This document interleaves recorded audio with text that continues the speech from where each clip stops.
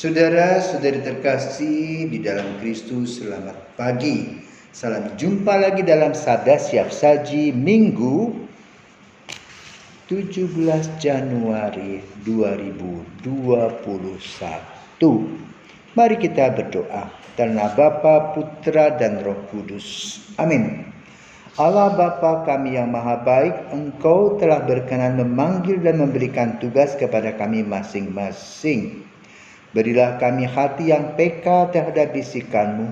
Tunjukkanlah tempat di mana Engkau bersemayam di dunia ini agar kami tetap dekat dengan Dikau. Demi Yesus Kristus Putra-Mu, Tuhan dan pengantara kami, kini dan sepanjang masa. Amin. Tuhan bersamamu dan bersama roh-Mu. Inilah Injil Yesus Kristus menurut Yohanes. Dimuliakanlah Tuhan. Sekali peristiwa Yohanes berada di tempat ia membaptis orang di sungai Yordan. Sedang berbincang-bincang dengan dua orang muridnya.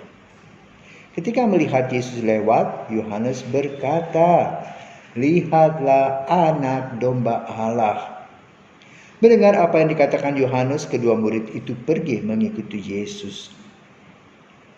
Tetapi Yesus menoleh ke belakang. Melihat bahwa mereka mengikuti Dia, Yesus lalu berkata kepada mereka, "Apakah yang kamu cari?" Kata mereka kepadanya, "Rabi," artinya guru, "di manakah engkau tinggal?"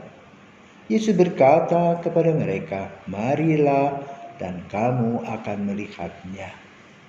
Mereka pun datang dan melihat di mana Yesus tinggal, dan hari itu mereka tinggal bersama-sama dengan Dia. Waktu itu kira-kira pukul 4. Salah seorang dari kedua murid yang mendengar perkataan Yohanes lalu mengikuti Yesus adalah Andreas, saudara Simon Petrus. Andreas mula-mula bertemu dengan Simon saudaranya. Dan ia berkata kepadanya, "Kami telah menemukan Mesias," artinya Kristus. Lalu Andreas membawa Simon kepada Yesus. Yesus memandang dia dan berkata, "Engkau Simon, anak Yohanes, engkau akan dinamakan Kefas," artinya Petrus. Demikianlah Injil Tuhan, terpujilah Kristus. Saudara-saudara terkasih, kita semua dipanggil dari berbagai tempat. Kalau saya tanya pada anak-anak yang ada di sini, "Maria Ustono, kamu dari mana?" "Dari Bekasi." "Dari Kampung Sawah."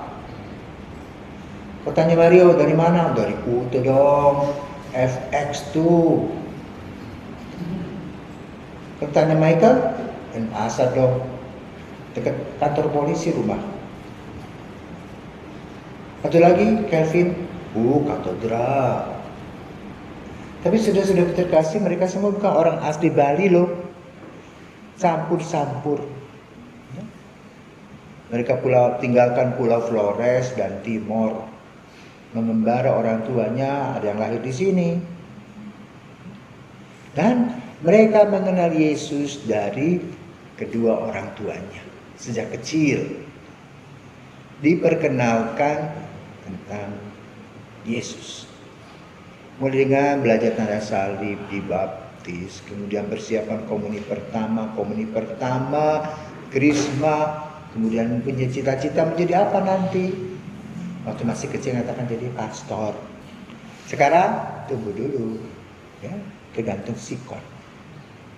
Nah, tadi kita mendengar Andreas yang mengikuti Yesus, dan dia adalah murid Yohanes bersama dengan temannya. Dan dikatakan di dalam Injil bahwa Andreas setelah bersama-sama dengan temannya tadi mencari dan tinggal di rumah Yesus, di tempat tinggal Yesus, Andreas lah yang lanjut mengikuti Yesus. Yang satu yang anonim tidak tahu kemana.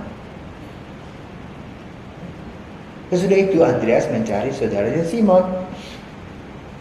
dan memberitakan, "Emon, aku ketemu loh Mesias, bertemu Kristus loh."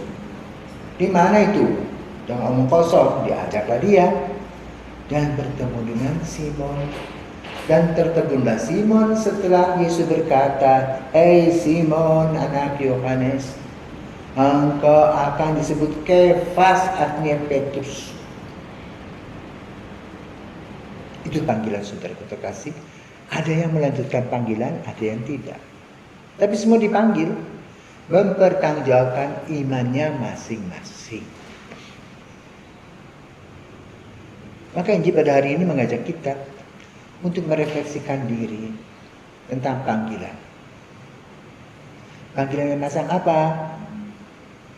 Hidup membiara, menjadi imam, menjadi bapak ibu keluarga, sama kedudukannya. Melaksanakan tugas. Dalam apa? Melanjutkan karya penciptaan. Sebagaimana dikatakan dalam kitab Kejadian. Beranak pinaklah, beranak cuculah. Istilah dunia ini. Nah, lalu yang satu beranak pinak, yang kedua mengisi dunia ini. Dengan hukum-hukum yang direfleksikan. Bapak ibu keluarga melanjutkan karya, melanjutkan keturunan sebagai calon-calon pembesar nanti, pemimpin nanti. Sementara yang tidak melanjutkan sebagai bapak ibu dan hidup membiara, mengisi hidup tadi. Dengan cara apa? Melaksanakan ketika kaul, kemiskinan, kemurnian, ketaatan. Semuanya mempunyai nilai yang sama. Karena apa? Apa yang kita katakan harus kita lakukan. Jangan kita pandai berkata-kata, tidak bisa berbuat apa-apa. Baik sebagai bapak ibu keluarga maupun juga sebagai imam, biarawan, biarawati. Kalau seorang bapak di dalam rumah tangganya hanya pandai berbicara, tidak bisa mencari nafkah, untuk apa? Kita tidak makan kata-kata, makan nasi dan nasihat. Demikian pula hidup membiara menjadi imam, hanya makan tidur saja, menjadi penalu untuk apa? Karena kita harus mempertanggungjawabkan panggilan kita masing-masing. Maka kita harus menjadi seorang yang profesional seperti tadi Andreas. Dia sudah menjadi murid di Yohanes, sudah tahu tata aturan seperti di seminaria, asrama. Kapan makan, kapan tidur, kapan berdoa, kapan bekerja, kapan melakukan aktivitas. Melanjutkan karya, mengikuti Yesus, memperdalam lagi arti hidupnya. Maka kita bersyukur sebagai seorang Katolik yang dibaptis, kemudian kita terjun bersama-sama untuk apa? Memperbaiki diri, memperbaiki hati kita agar rahmat dan berkat yang Tuhan berikan melalui sakramen permandian itu berdaya guna, membawa kita damai dan sukacita, mengenyangkan segala pikiran buruk, iri hati, dengki, jahat, pikir tentang orang lain. Maka kita berusaha seperti Petrus dan Andreas yang mengikuti Yesus sampai akhir hidupnya, mempertanggungjawabkan iman dan mengkritisi apa yang dia alami. Kalau baik dia katakan baik, kalau buruk dia katakan buruk, tidak bersifat menjilat. Sudah, sebagai seorang Katolik, mari kita ikut semangat Andreas, Petrus yang mengikuti Yesus dengan setia dalam proses jatuh bangun. Jangan dipikir ketika mereka mengikuti Yesus semuanya enak itu. Buktinya Petrus disalibkan dengan kepalanya ke bawah. Andreas juga sama menjadi martir. Mempertanggungjawabkan iman dalam hidup. Mari kita bersama-sama mengikuti Yesus. Berani menghadapi segala situasi, terutama menghadapi COVID ini. Bagaimana kita menghadapi COVID? Kita tahu tata aturan protokol kesehatan. Kemarin kita mendengar bahwa presiden kita sudah divaksin bersama dengan wakil-wakil tokoh-tokoh yang besar-besar itu. Teman juga satu Roma namanya Roma Agus juga disuntik dia divaksin. Untuk apa? Untuk menghadapi COVID-19 supaya kita tetap sehat. Maka kita harus jaga diri, berjemur matahari, hidup bersih, cuci tangan, memakai masker, hidup dengan teman tetapi mengadakan jarak. Dan khususnya bagi mereka yang diisolasi, hati-hati.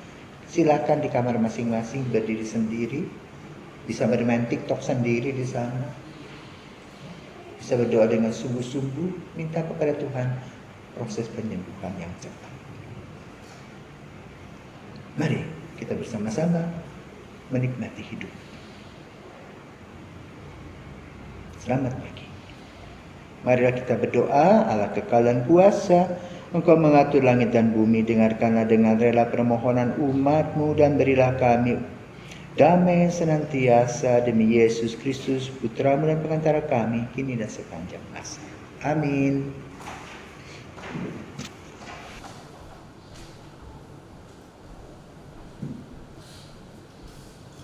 Tanggal 18.